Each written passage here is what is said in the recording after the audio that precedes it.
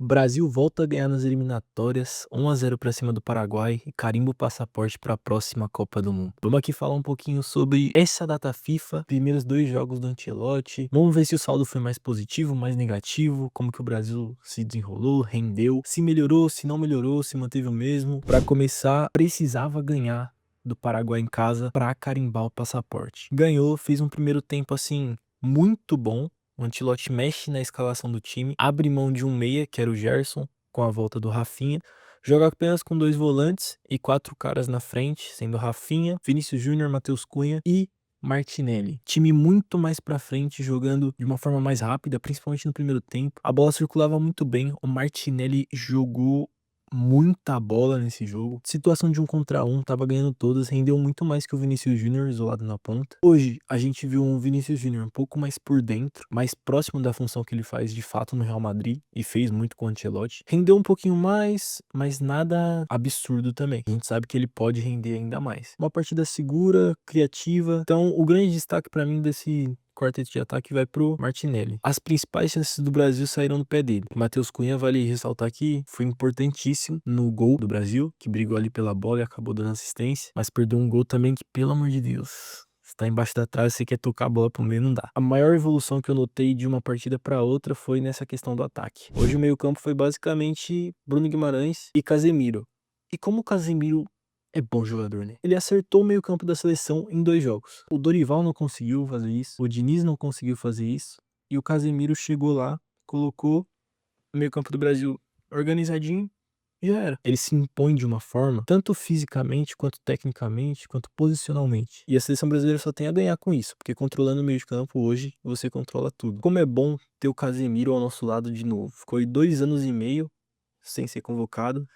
E só nesses 2 jogos já provou que vai ser o camisa 5 titular e ninguém tira essa vaga dele. A linha defensiva do Brasil, muito boa nessa data FIFA. Por mais que o Wanderson não tenha jogado muito bem contra o Equador, hoje ele jogou bem, senti ele um pouco mais solto, menos nervoso, errando menos também, e até defensivamente ajudando mais. Combinou muito Marquinhos e o Alexandro. Se o Gabriel Magalhães não voltar bem de lesão, não abrir o olho, Alexandro vai ser titular. E ele tem bola pra isso. É um zagueiro muito bom fisicamente, é alto, tem um tempo de bola muito aperfeiçoado e tem uma técnica muito boa. Então não deve muita coisa pro Gabriel Magalhães. Na zaga a gente tá bem servido. Acaba quebrando um pouco são as laterais. E por mais que critiquem muito o Alexandro, o lateral esquerdo, cara, eu achei uma data FIFA boa dele. Eu achei que dentro da proposta de jogo do Brasil, de ele ser um lateral mais defensivo, ele correspondeu. E hoje, no primeiro tempo, a gente viu muitas ultrapassagens dele. Agora falando sobre o Alisson pra fechar, outra partida muito segura dele. Todas as bolas que foram no gol, ele defendeu, não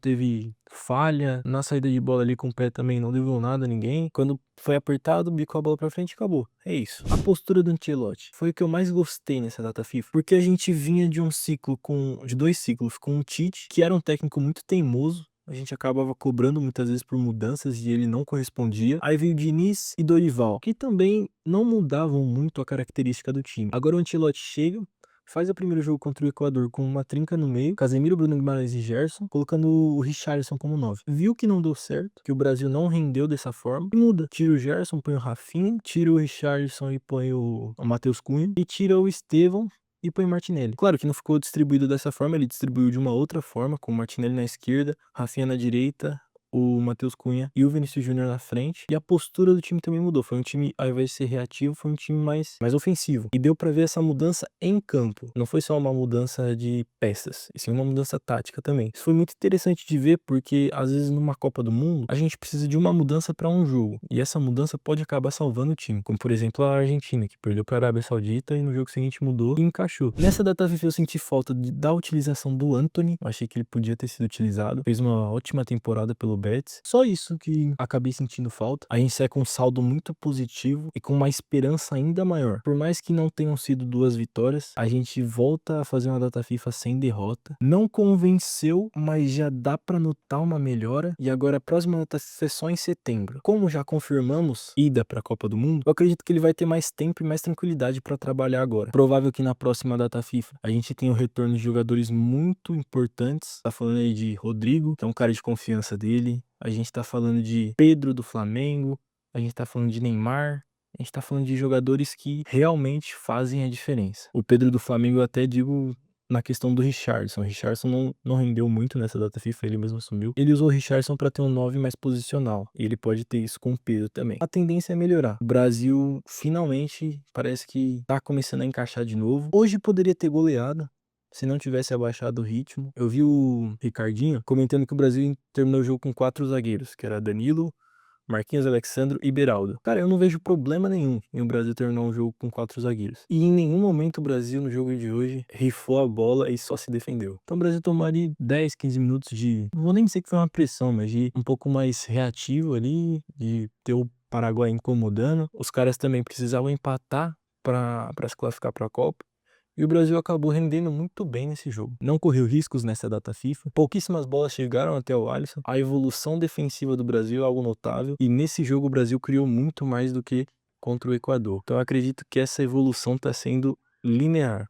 E a gente só tende a crescer até chegar à Copa do Mundo. Hoje, eu não vejo o Brasil como favorito a Copa de 2026. Isso até dói ser falado. Mas se continuar nessa sequência de melhora, tende a chegar na Copa do Mundo com um time muito forte e muito mais encaixado do que chegaria com outro técnico. Bom, essa é a minha opinião sobre essa data FIFA e sobre o jogo entre Brasil e Paraguai. O Brasil tá na Copa, não é mais do que obrigação, e agora eu quero saber a sua opinião. Como você acha que foi essa data FIFA, na sua opinião? Se o Brasil sai com saldo positivo, saldo negativo, se as mudanças foram bem? Quero saber de você. Deixa aí nos comentários.